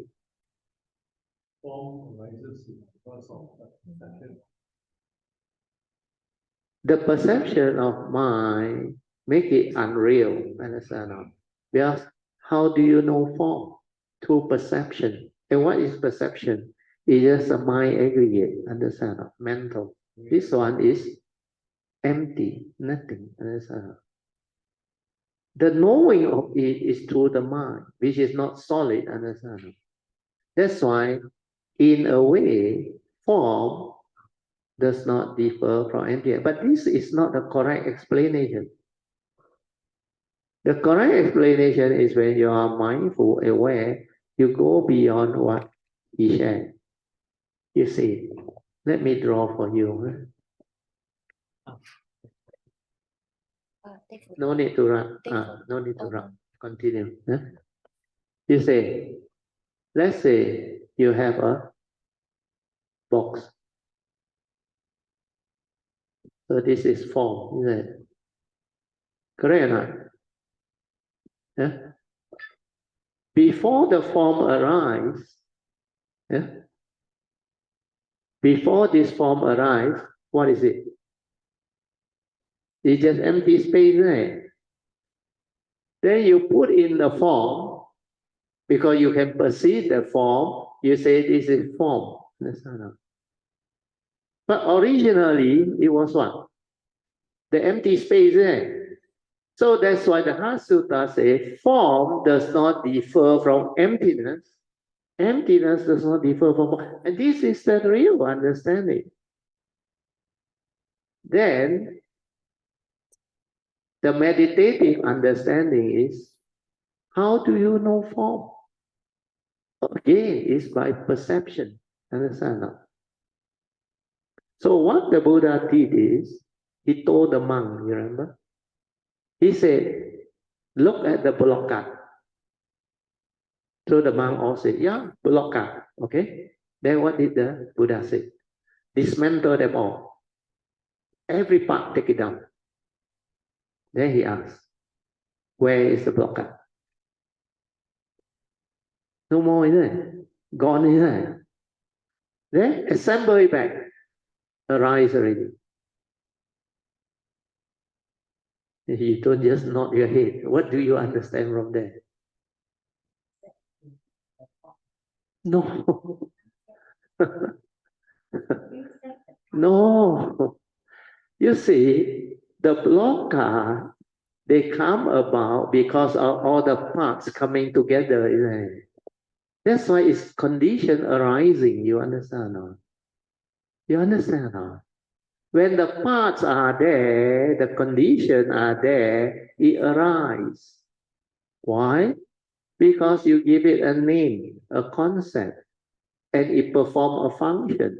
Then it becomes a blockade. Understand now? Then how do you know that blockade? Externally, already the Buddha showed it to you that it's dependent originating, condition arising. No part, no condition, nothing arises. When part or condition, then it arises. So externally, it's not real, understand now? It's how you perceive it. Because you assemble it, perform a function, you give it a name, a concept, it becomes like real. Exists already, arise already. So externally already condition arising, dependent originating, not so real like your physical body, but you believe it's real. Because everybody by convention, blockade, understand that? Now maybe car, Greta, EV, turn. Then the Buddha, when he teaches the mind, he said, how do you know it's a blockade? The knowing comes from where? Sanya, you perceive it, isn't it? Like what Beng Lim said. Perception. Externally is condition arising, causal phenomena, dependent originating, not so real. But how do you know it's a blockade? Through your perception. And what is perception? A mental image. Huh? That is perception. No, that is perception. It's not the I see. After I will prove you wrong. I alone doesn't see. No, the I alone never see. The dead man open the eye, don't see. You at night sleep, eye open, you don't see. Then you think the mind see. Huh? No, you think the mind see. No. Slowly. I prove you wrong already. I alone doesn't see. Then now what are you trying to tell me? Your mind see. Means what?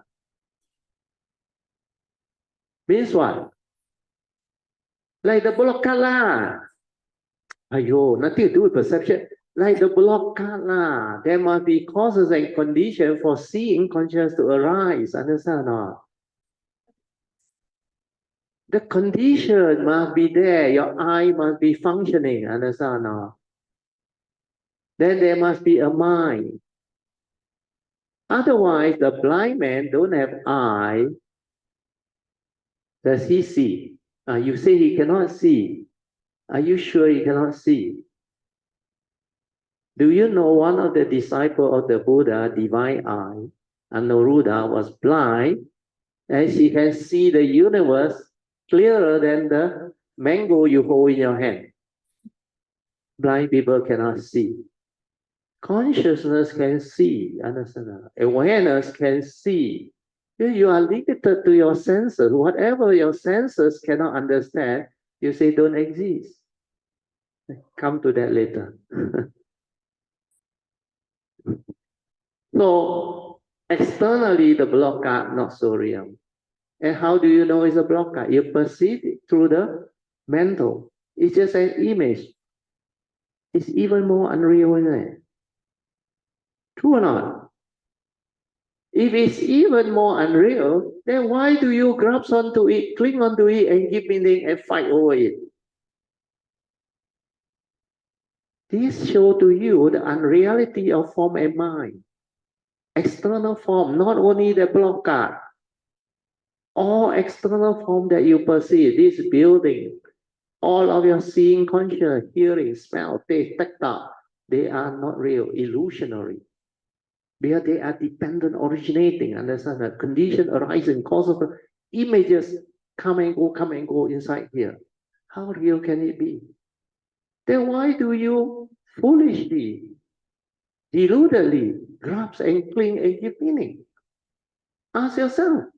That's why form does not differ from the emptiness, which is this one, very easy to understand. Well, originally was empty nature, our nature. From there, all manifestation arise, consciousness form all arise. That's why it does not differ from what that created it. Understand? Then the external form, you come to know through perception, mental, mind, mundane mind. That thing that perceived is just an image, even more unreal, isn't it? Not tangible at all. At least that one is solid, tangible, like this table. Okay, I ask you, is it real? Is it empty? No, solid. Understand? This is reality. Understand? But when it comes to wisdom, it's how you understand it. The knowing of it is different from the reality. That's why the enlightened being, I remember in the MAHAKARUNA Sutta, the disciple was too eager to report to the master. He said, Master, I already enlightened. So you know what the master said? He said, in Mandarin, Fang Pi, means you are boasting. He said, rubbish. Then the disciple, very angry, came over, rushed over. How can you say that? I'm your disciple. I have realized a lot of things. I have understood a lot of things. And you say, what I tell you, I'm enlightened is rubbish. Then the teacher say, okay, you are enlightened? Sure. Want to confirm or not? The disciple said, sure. He pointed to the table. What is that? The moment he said table, you know what happened? Huh? What happened? The master whacked him. He said, you say you're enlightened. He said, how can you hit me so hard? This is pain. He said, this is a reality. That one I point is not a reality. And you say table.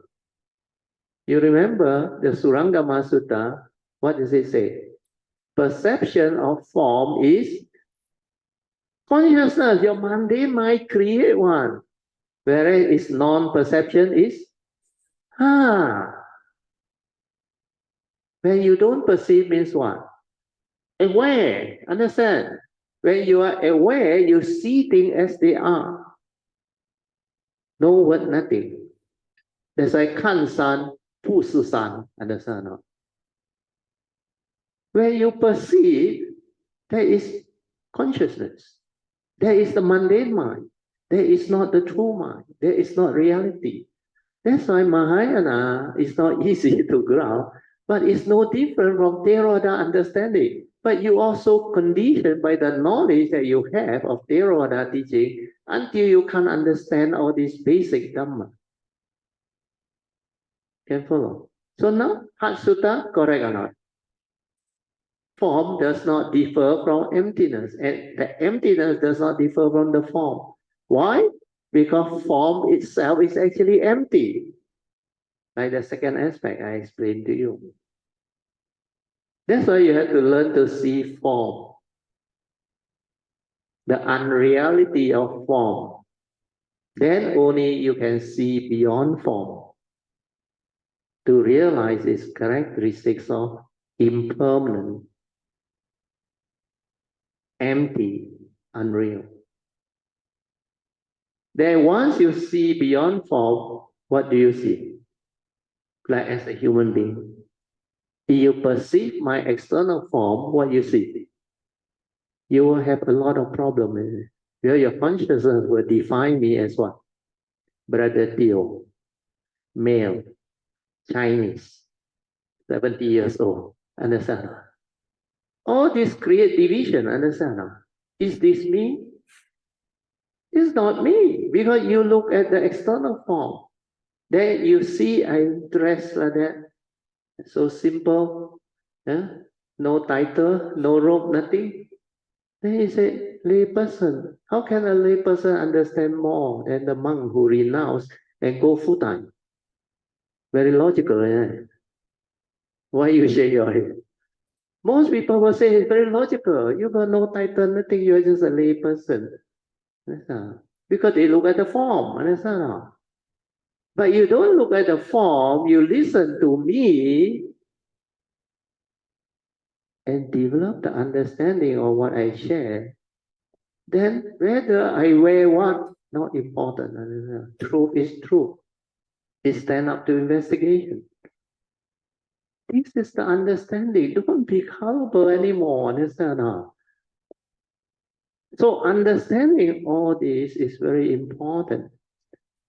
Let's say, if you see beyond form, then no more this external physical form. Your problem gone, is it? No need to argue about gender, male, female, prejudice, all gone. Old, young, gone. Chinese race, all gone. Understand? Then your life becomes a lot more simpler, isn't it? Less entanglement, less confusion, less misunderstanding and argument. Then when I see beyond form, am I still different from you? Without the physical, no male, no female, no Chinese, no race. We are more similar, isn't it? But do you think we are similar? Well, the stupid mundane mind is still not the same. You have your views, your opinion, your conditioning, your belief system, your fear, worry, anxiety, your insecurity. All the rubbish is like that. That's why they still argue. They still go to war. They still hold on to their anger, their grudges. They still got the egoic mind, the selfishness, all this thing. So when you see form, you get trapped.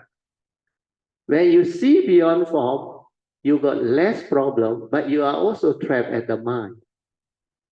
That's why you have to see beyond form, beyond thought, beyond mind. Understand? When you see beyond the external form, the physical, and my mundane mind, what do you see?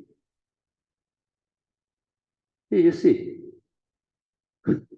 When you see beyond my physical and my thinking, my thought process, what do you see? My true nature is there. The awareness nature is there. You have, I have, everybody have is there. Of course, the Buddha, they all describe him as the Buddha nature, because he's the Buddha. But the nature inside is no different from yours. The only difference is one thought of ignorance. Understand? 意念之差. What is the 意念之差? The one single thought of ignorance that started from the beginningless. That's why he said, impossible is to understand the beginning of thought. So he advised the living, forget about all this. The first thought of ignorance that conditioned living being to evolve until now, you cannot understand unless you are the Sammasambuddha.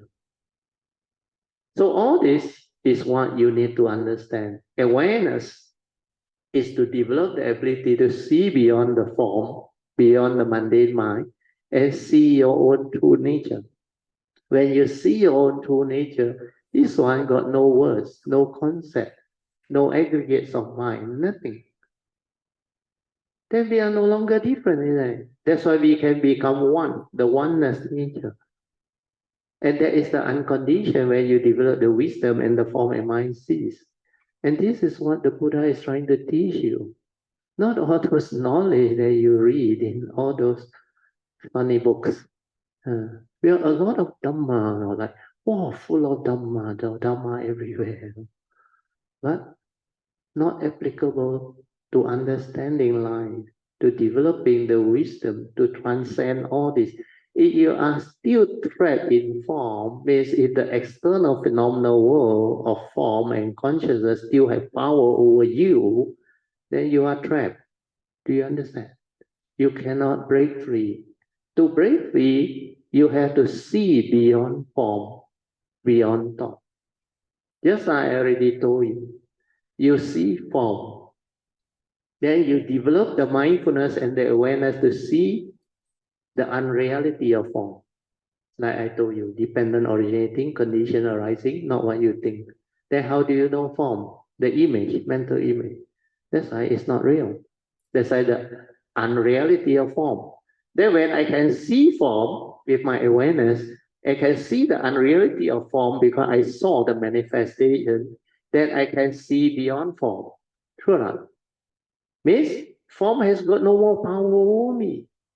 Externally already not so real. How do you know? You perceive it through an image which is even more unreal.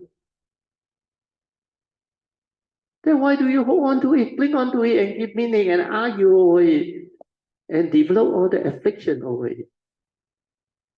You understand? And this is only form. No? After that, you go into the mind. No? You also have to see mind. No? How to see mind? You need to be aware. That's how. Otherwise, you cannot see mind. Then when you are aware, you can see the unreality of mind, just like this form is dependent originating, condition arising, not a permanent unchanging entity, like your mind state. Anger, hatred, fear, worry, anxiety, they come and go. They are dependent originating. So unreal, not a permanent unchanging entity, not you. And then when you see mind, the unreality of mind, then you can see beyond mind. Understand? That mind got no more power over you. All the duality that it creates, all the nonsense that it tells you, understand? Your accumulated views, opinion, conditioning, belief system. Like last night I used to tell song, reasoning. You try to analyze a situation. Why still like that? Why that person like that? Why I still cannot understand all this? Why I still stir my mind? All this come from what? The thought analyzing, understand? When your thought analyze, it cannot go beyond thought. That's why go to your nature, stabilize it, develop it, which he later on developed after the retreat. That's why he was able to understand all this, and there is so much joy. And many Kayamita now can understand all this. Okay? Sadhu. So the alarm already sound. So we have to end. Sorry. So I hope today you all develop more understanding. So Sutta haven't really finished. So tomorrow we continue. Okay. We will do the closing puja. We will chant our traditional one. The one from our chanting book, the normal chanting book. For those who already know, you can just chant with me. Those who need to see the chanting book, what page is it? We actually skip a bit. No. The closing puja, share merit transfer. We do that one first. We do that one first. We share merits first because it's already page 14. Yeah. No need. It's a big deal. Yes. Page 15. Okay. Okay, we will do the sharing of merits with all beings, but we don't follow this one entirely. We will skip a bit, especially when we come to Etawata Jamehi. We only chant the first section. Then after that, we go down to Idang Menya Tinang Hotu. But before that, you will have to chant the Akasata Chilbumata. That one also chant the first one only. Okay, let us rejoice with all the wholesomeness that we have developed thus far, and we will share this wholesomeness with all beings, starting with the devas. Akasata Chilbumata Deva Naga Mahika Punyang Tang Anamoditwa Chirang Rakantu Loka Sasana Etawata Chamihi Sampadan Punya Sampadan Sabbe Deva Anumodantu Sabba Sampati Siddhya Idang menya tinang hotu sukita hontunya tayo. Idang menya tinang hotu sukita hontunya tayo. Idang menya tinang hotu sukita hontunya tayo. Then we jump over to Patana. Next page. Patana. Devo vasatu kalena sasa sampati hetu cha pito bhavatu loko cha raja bhavatu dhammiko imina punyang kamena mame pala samakamo sattang samakamo hotu Yawa Nivana Patiya Sadhu Sadhu Sadhu. Okay, before we break, we need to chant the Heart Sutta because we have started the Heart Sutta. So, Pavasri, you got the usual thing on that song, right? Me and Ikamai. In B, you can also chant together. Then our chanting book at the back got Heart Sutta, and also we had other two sutta. Or you want to chant the Tape Zhou onward? Okay. Tape Zhou, then Heart Sutta, then Karaniya, Mahakaruniya,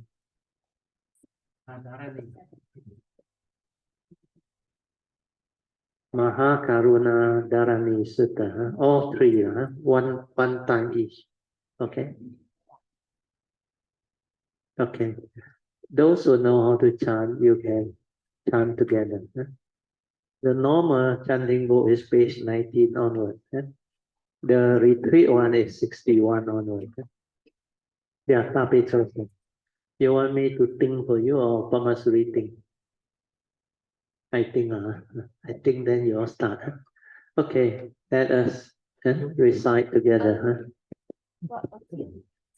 No more. Tây quan sư linh phu sai nam mô. Tây quan sư linh phu sai nam mô. Tây quan sư linh phu sai.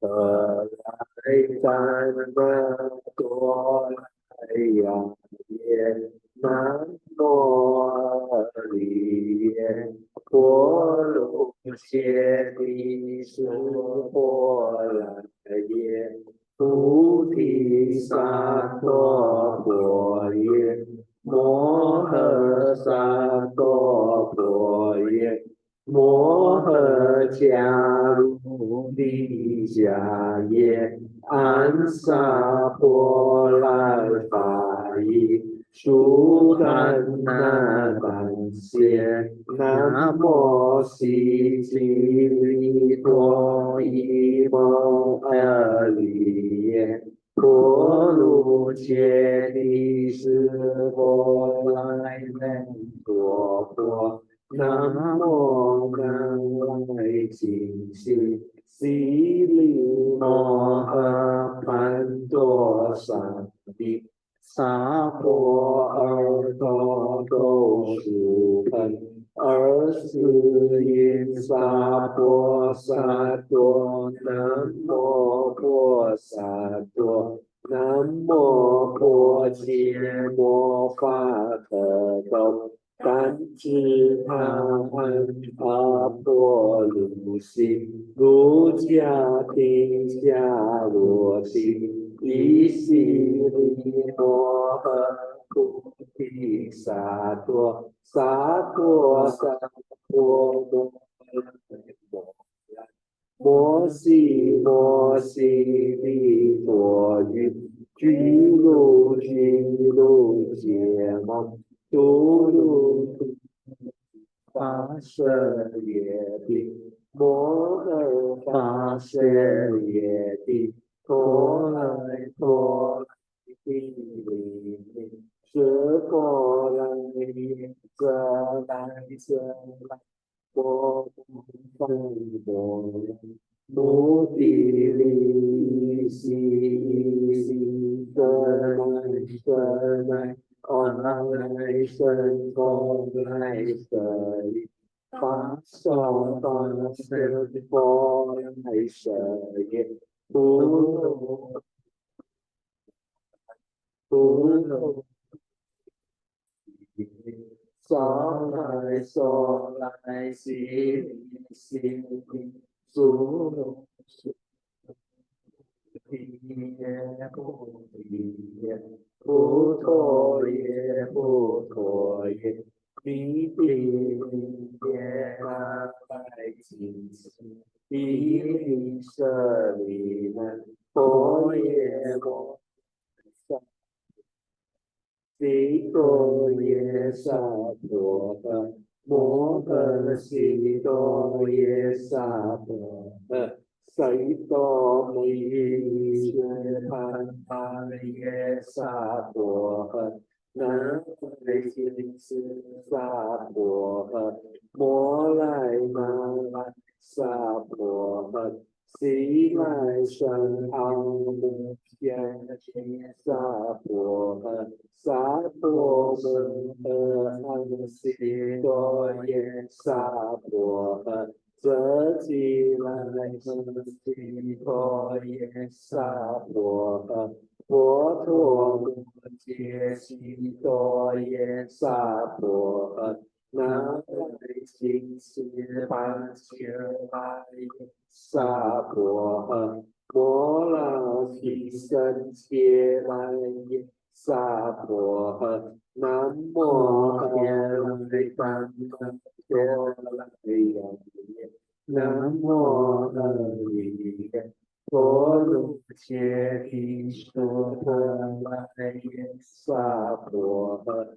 人悉天多曼多来巴多耶，萨多。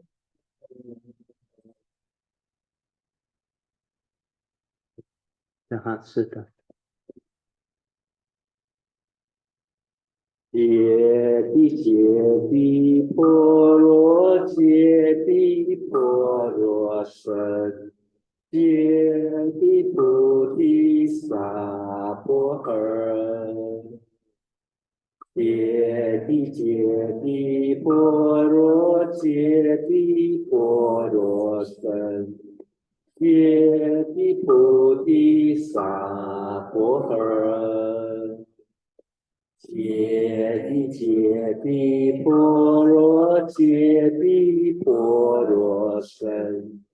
揭谛菩提萨婆诃，观自在菩萨，行深般若波罗蜜多时，照见光明。皆空，度一切苦厄。舍利子，色不异空，空不异色，色即是空，空即是色。受想行识亦复如是，舍利子，是诸法空相，不生不灭，不生不增不减。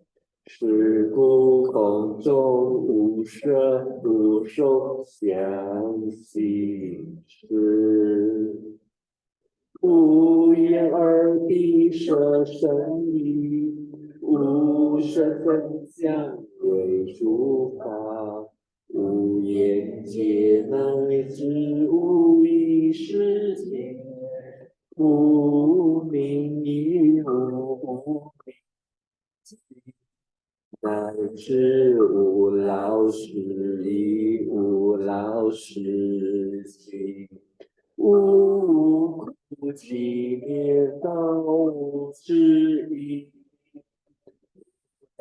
亦无所得故，三陀依般若蜜多故，心无我爱无有空。一颠倒梦想，究竟涅槃三世主。我以般若阿弥陀佛的阿耨多罗三藐三菩提不知，般若阿弥陀是大神咒，是大明咒，是无上咒，是无等等咒，能除一切苦，真实不虚。故说般若阿弥陀咒，即说咒曰。揭谛般若揭谛般若僧，揭谛菩提萨婆诃。揭谛般若揭谛般若僧，揭谛菩提萨婆诃。揭谛般若揭谛般若僧，揭谛菩提萨婆诃。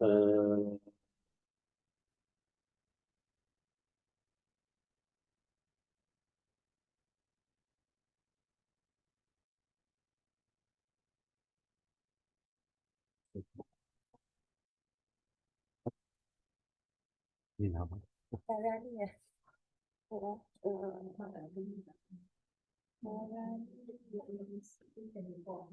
，H 24. Oh, the other book is it? Then I need to show on the computer.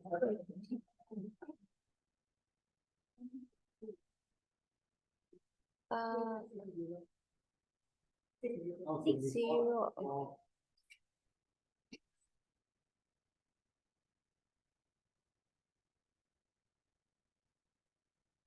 Then I go to the old one. 24, right?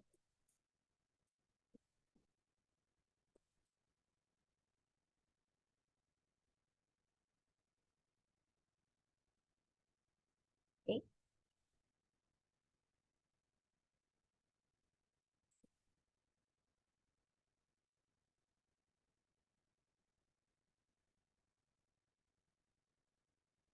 Yeah, I can't find it on the computer.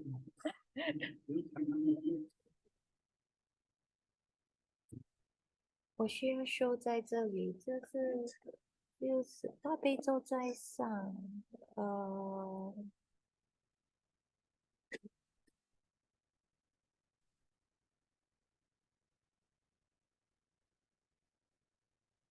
对。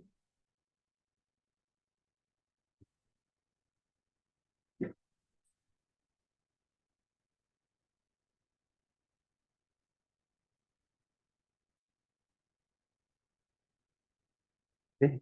Yeah, Okay. Turn to page 24 of the ordinary chanting book. We will chant the MAHAKARUNA DHARANI Sutta. Namo Radharaya Namo Jaya Sangha Vichara Luhuracaya Tathagataya Arhate Samyak Sambuddhaya Namo Sarvadhatha Gateve Arhateve Samyak Sambuddhave Namo Arya Lokite Joraya Bodhisattvaya Mahasattvaya Mahakrunikaya Tera Om Daya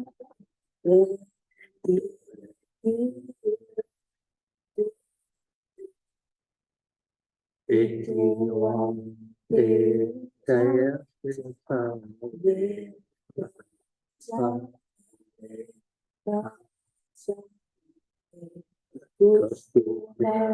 Kusume Ware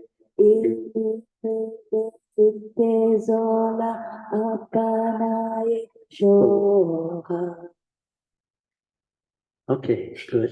Sadhu. So you may now pay respect to Lord Buddha, Kuan Yin Bodhisattva, and all the worthy ones. And we shall end our today's birthday retreat. And thank you.